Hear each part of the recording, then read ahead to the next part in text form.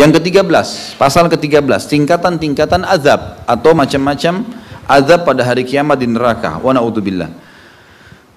Dalil pertama surah Shad ayat 61. A'udzubillahi minasyaitonir rajim. Qalu rabbana ma qaddama lana man qaddama lana hadza fazidhu adzaban dhi'fan finnar.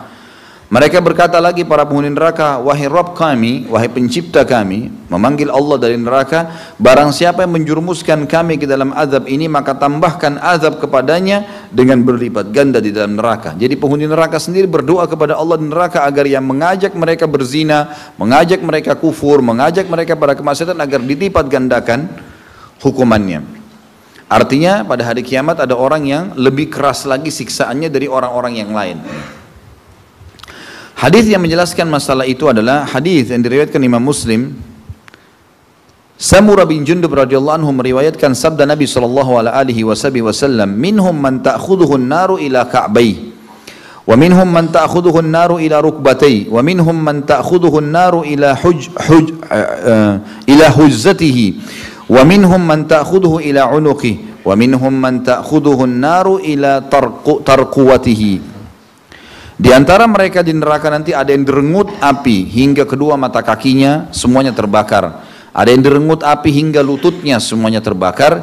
Ada yang direngut api hingga pusarnya semuanya terbakar. Ada yang direngut api hingga lehernya semuanya terbakar. Dan ada pula yang direngut api hingga kerongkongannya dan semuanya terbakar. Tanpa merasakan kematian ya.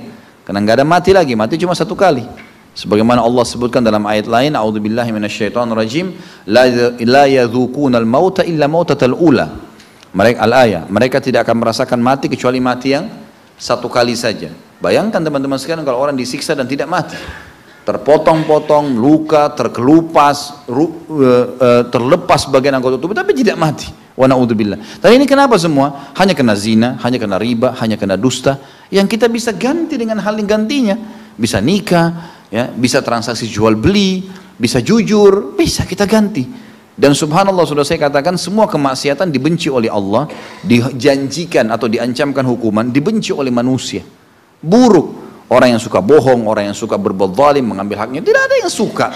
Lalu untuk apa menjadi orang-orang seperti ini teman-teman sekalian? Jadi orang baik sekalian, gitu kan? Orang baik disuka sama Allah, dijanjikan pahala besar, disuka oleh manusia. Gak ada orang yang benci orang yang jujur, orang yang amanah, tanggung jawab. Kecuali memang dasarnya orang-orang yang punya hal-hal yang buruk akan dibuka, dipermalukan dia sehingga akhirnya dia takut, maka dia membenci orang-orang yang jujur ini. Hanya sebatas itu, tapi umumnya manusia menyukai.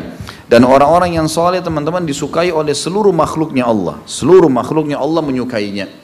Sebagaimana dalam bab karamatil aulia, insya Allah nanti akan kita bahas itu di bab minhajul muslim kita, bagaimana para sahabat yang menemukan mereka ada yang diberikan salam oleh malaikat, ada yang mendengarkan tasbihnya makanan, banyak hal yang mereka dapatkan ya justru karena kedekatannya kepada sang pencipta Allah subhanahu wa ta'ala.